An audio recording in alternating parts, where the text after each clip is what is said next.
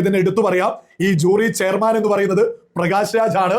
എന്തുകൊണ്ടാണ് പ്രകാശ് രാജ് ആ പദവിയിലേക്ക് എത്തിയത് എന്ന് കൂടി ഒന്ന് മുന്നോട്ട് വെക്കാം.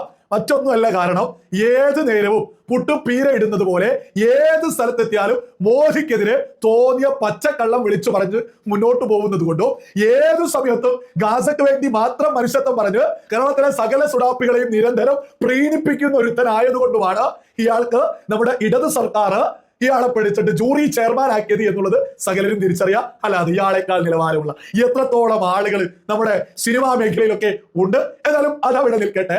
ഏറ്റവും മികച്ച നടനായിട്ട് തിരഞ്ഞെടുത്തിട്ടുള്ളത് മമ്മൂട്ടിയെയാണ്. പ്രത്യേകിച്ച് എതിരഭിപ്രായം ഒന്നും തന്നെയില്ല.